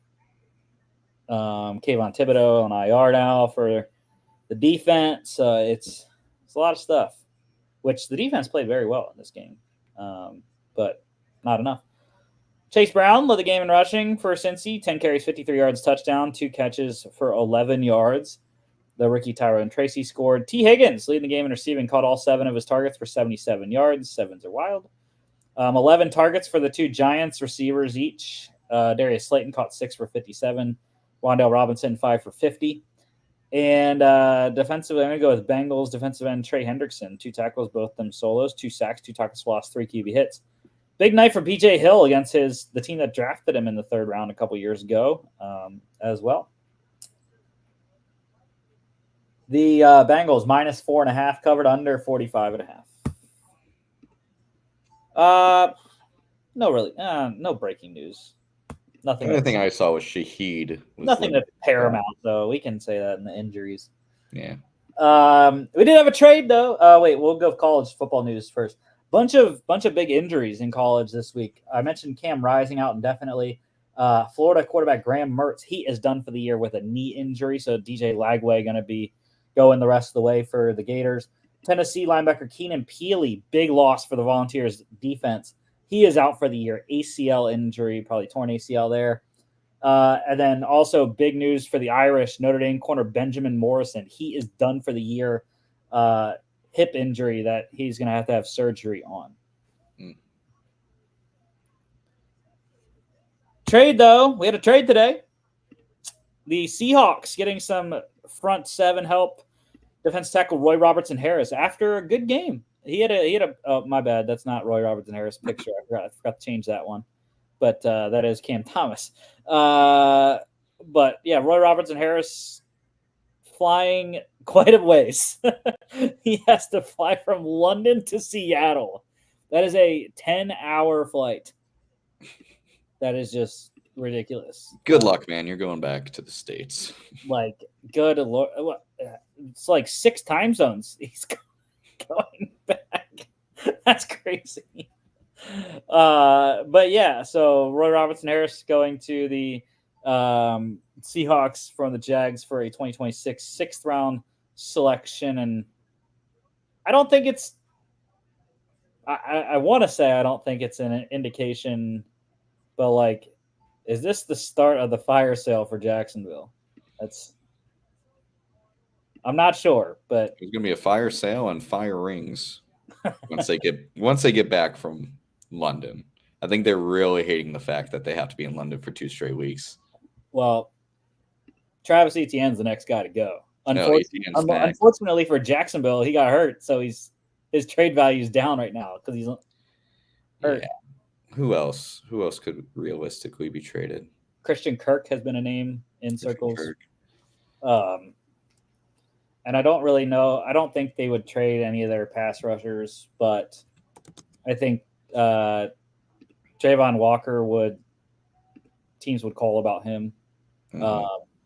Also, I think they would call about Tyson Campbell, who just got hurt, but he's a decent corner. And then Foye Aluakon as well at linebacker, I think, would be a guy teams would potentially call about. Yeah. I could see Gibson as well. I'm looking at guys with just like 1 year left in their contract. Trey Flowers. Gibson as well. Gibson. Who? Tayshaun Gibson. Oh, yeah. Deshaun Gibson. Sorry, I said his name wrong. I could see him. Devin Duvernay. Someone could give a call. Yeah, for return help. Yeah. Yeah, that could be one. Do you think anyone would want 2 years of Ronald Darby? No, I doubt it. And I know they don't want any of their offensive linemen. So, unless it was a low enough price, I think teams potentially could call about Walker Little. That would be the one guy because he's still young.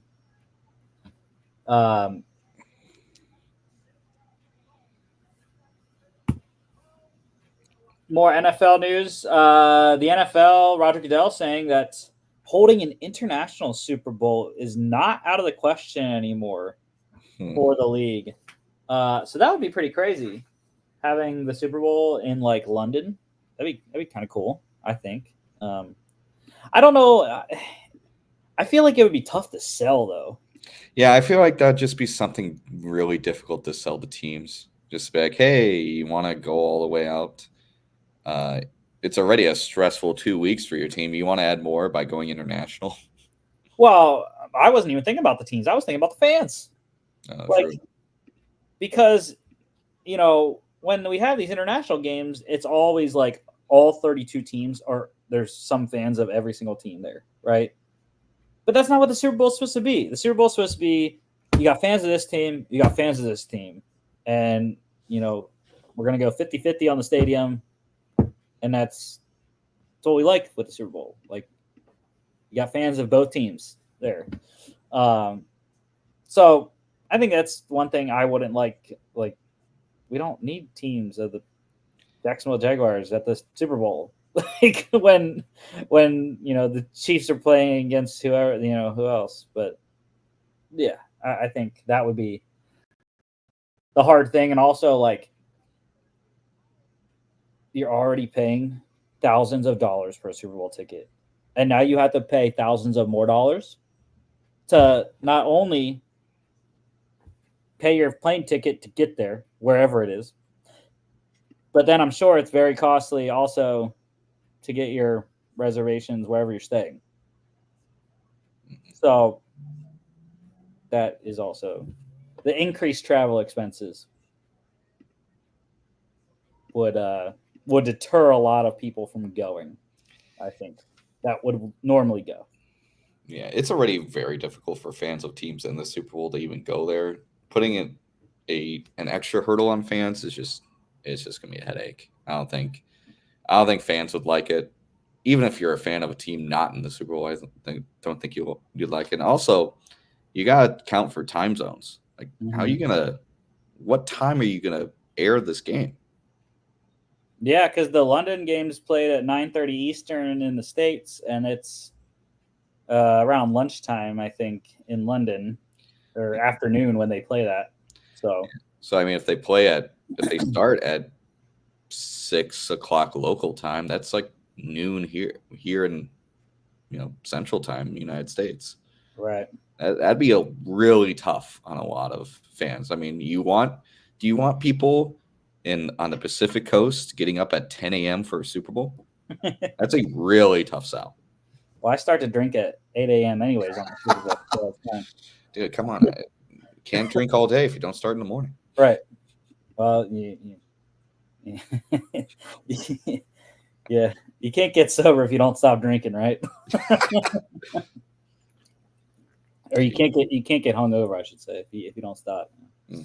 How about the Jets? Edge rusher Hassan Reddick. He got a new agent. And it's the GOAT, Drew Rosenhaus, and Ryan Matha are his new agents. Signed with them yesterday, and they are already in work with the Jets to get this thing figured out somehow, some way. I think they got to get this thing figured out. And like I said, though, with the Aiden Hutchinson injury, which we'll talk about in a second, before that news with the new agent, I thought the Lions would be, without Aiden Hutchinson, I mean, they don't really have a ton of pass rush regardless. So I thought the Lions would be a key team if the Jets were, just completely fed up with the Reddick situation, that they just wanted to get out and recoup their third-round pick and go on their way. But I don't know if any team would even pay for that at this point. Yeah, they would want to see Hassan Reddick actually play at least a game, maybe two, before they make the call. Right. We kind of already talked about it. The Browns, Coach Kevin Stefanski mentioning today, sticking with Deshaun Watson. He is their best chance to win games. Stefanski, blink twice if the owner of the football team has a gun to your back as you say that. Mr. Haslam. Mr. Haslam has been trying to justify this trade that he really wanted to go through since it was made. And by God, he'll make sure it's justified. Suspension today. The Texans defensive end Mario Edwards Jr. has been suspended for the next 4 games for violating substance abuse policy. So he is now eligible to come back after the Texans' Week 10 game. Luckily for them, though, it's a 1-for-1 defensive end Danico Autry coming back this week after being suspended the first 6 games of the year. So, they get it. They lose a defense tackle, they get one. So, IR Chargers placing running back Gus Edwards and corner Asante Samuel Jr. on IR. Thank you, J.K. Dobbins stock. Get it up there. Broncos losing wide receiver Josh Reynolds and center Luke Wattenberg to IR. And I mentioned the Giants placing linebacker Kayvon Thibodeau on IR with wrist surgery. A couple guys getting activated off IR. Broncos rookie running back Audric Estime. And the Viking designated guard Dalton Reisner to return from IR this week as well. And then the Cardinals just now activating wide receiver Zay Jones to the 53 off of IR, or off of suspension, I should say. Injuries. Bills running back James Cook, I believe he was just listed as out. He is officially out due to a toe injury. Initially thought he would be able to play and planned to, but was not able to go. The Browns, there is good news for Cleveland. Nick Chubb coming back from ACL surgery, expected to make his season debut next week. So we shall see. This is like putting a cherry on a shit sandwich and calling it better. Lions, like I mentioned, edge rusher Aiden Hutchinson, terrible news at the end of that game yesterday. Fractured tibia and fibula, out for the year, had a rod put in his leg during surgery. So 2025 is where they're looking. And like I said, the Lions have to go get help somewhere. They really do not have a ton outside of Hutchinson. Even though Lee McNeil has been coming on interior-wise, but edge-wise, it's pretty shallow. The Jags, I mentioned, running back Travis Etienne. He is week to week with a hamstring injury. A lot of that going around this week, hamstrings. Dolphins, Coach Mike McDaniel announcing quarterback Tua Tagovailoa with his concussion. He is expected to play again this season. Can officially return to practice on October 23rd, but still unknown when he will come back. But the plan is for him to come back. My question is, where will the Dolphins be when he wants to come back or can come back? I mean, if you don't win a single game by the time you're thinking of getting him back, if you're not even sniffing 500, you don't bring him back. Yeah. I'm sorry. If you're like 2-8 and you're like, oh, we can bring him back. It's like, don't bring him back. You're not going to win 7 in a row. Luckily for the Dolphins, if the Jets win tonight, the Dolphins are a half game out of first place, coming off the bye at 2-3. So that's a good thing for them. The division is not what everyone thought the division was going to be with the Bills and the Jets. So if they can get some help with the Jets tonight, potentially could have a shot at the division still. The Commanders, big time loss. Defense tackle Jonathan Allen, done for the year, torn pec yesterday. Saints defensive back Tyrann Mathieu, he has a forearm contusion. Coach Allen saying, though, he should be good to play on Thursday, just with some padding on the forearm there. Browns, they get Chubb back, but they lose a running back. Running back Jerome Ford, he is week to week with a hamstring injury, as is Titans running back Tajay Spears. And then Colts quarterback Anthony Richardson dealing with the oblique injury. He is expected to return this week. Extensions. The Lions getting a deal done, signing running back David Montgomery, 2 years, $18.25 million extension. $10.5 million guaranteed there for tied to the Detroit through 2027 now. He had 2 years remaining on his deal. Interesting getting a deal done of that magnitude this early with 2 years left still. So, but they like him. They like the player. They like their dual running back system that they have, and it's been working, obviously. Yeah, this is a good contract. This is great value for David Montgomery. Even if he starts to take less of a role with Jahmyr Gibbs, I think the expectation is Gibbs becomes 1A, Montgomery becomes 1B, maybe even 2. But this is a great contract. I think David Montgomery is one of the best running backs in the game and really underappreciated around the league. And I want to say one more thing that I got from CBS Sports here. Texas wide receiver Isaiah Bond is day-to-day with an ankle injury. So could be an injury to monitor headed to the Georgia game this weekend. Pick standings. Look at you, sir. You were on the top because you were week last week. You are now tied with Logan at 10-3. John and I, we're down at the bottom, but we're above 500 finally. Back in the win column. So Logan, the lone loss between shows last week, he got the Seahawks, lone wolf the Seahawks on Thursday. That was his loss. Otherwise, he had been going really good. And you, sir, are the only one to not have a lone wolf on the Monday show so far. No, I go safe, I guess. Well, you hit on the 2 splits that we had, or no, you're 2-1 on splits this year. The only loss was week 1 when you and I went on the Ravens. That's right. Yeah. But otherwise, you hit on the Bills against the Dolphins, the Falcons against the Bucks, and the 2 splits that we had. But John and I, we're still in the game. 3 games back. We'll see how it goes here. But yes, sir, I am lone wolfing tonight. The Bills at the Jets. Yeah.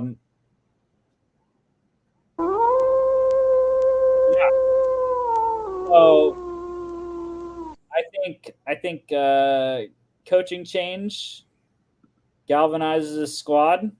They're going to get behind Coach Ulbrich here.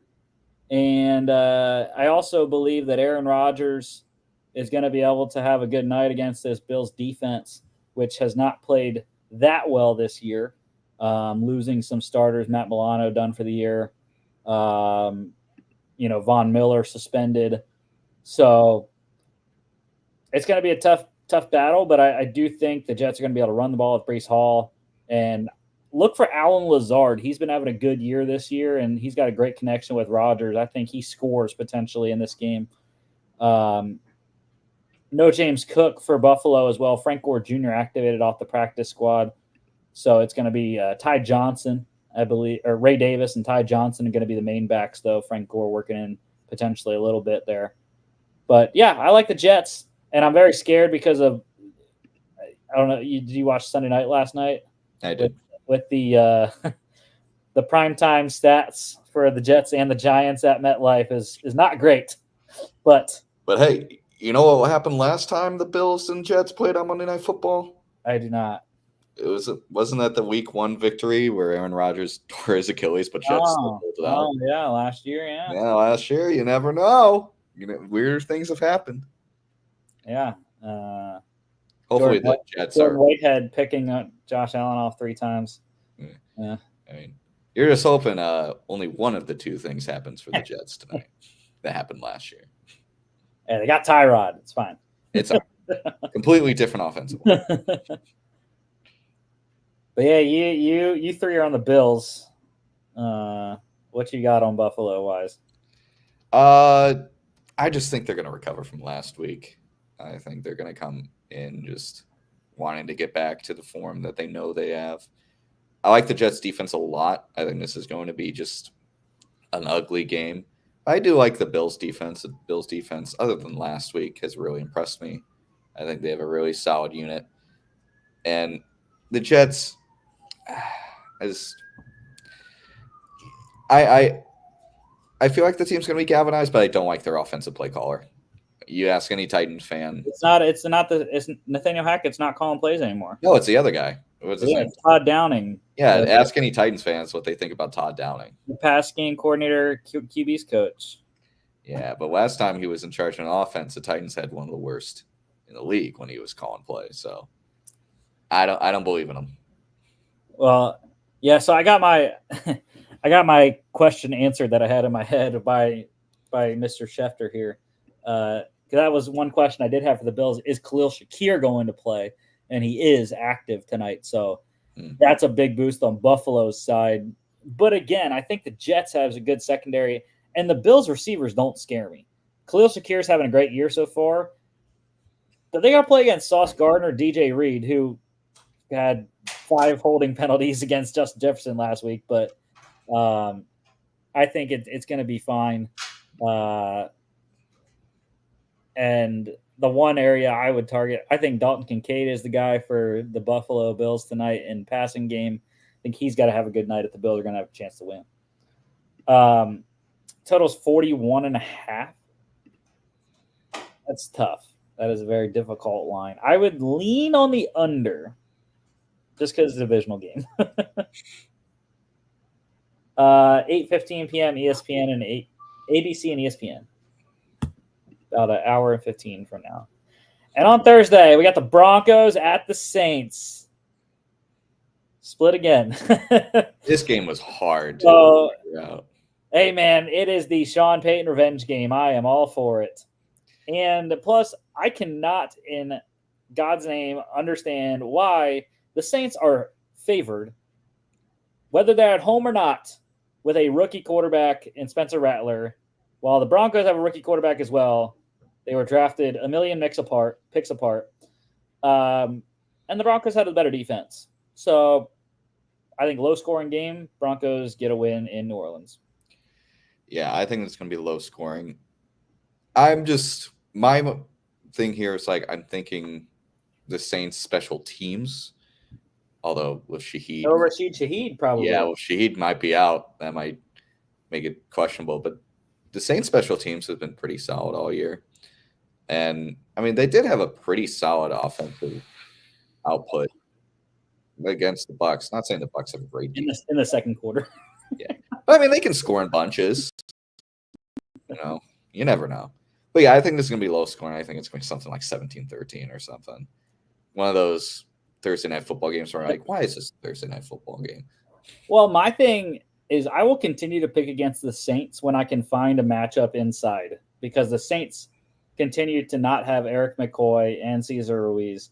At least one of them is missing for the last couple of weeks. And my matchup in this one is Zach Allen, who just came off a very good game against the Chargers, even in the loss. And I would look for Zach Allen to eat a lot in this game up front and pressure Spencer Rattler a bunch.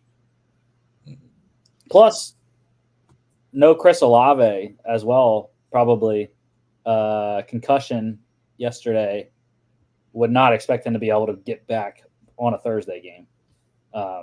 That's a very quick turnaround for a concussion. So down your top 2 receivers if you're Spencer Rattler. That's not great on a short week against a pretty good defense. 37.5 is a total. We're going under, baby. It's a lot, not a lot of points, but we are under. 8:15 on Prime Video. And that is the show for today. Next week, we'll be back talking the end of week 7, start of week 8, and got another Monday night doubleheader next week. Or end of week 7 here. Ravens at the Bucks. That should be a very good game, I think. And then a lesser game, Chargers at the Cardinals on Monday Night Football. And then Thursday, your Vikes are opening up week 8. Vikings at the Rams. That's an interesting one. It's a KOC revenge game there against his old squad, the Rams. In LA. Yeah. Maybe they'll have some guys back. Cooper Kupp potentially back this week. No Puka Nacua this week though for LA still. So don't forget to follow us on all our social media at FAA Podcast on Instagram and X, FA_bets on X as well. FAApodcast.com is our website. You check us out here on YouTube, Facebook, X, Instagram as well. I got my Tim Tebow jersey on, Jets jersey. We are rolling. Go Jets tonight. Jets, Jets, Jets, Jets. And we will see y'all back on Football Friday.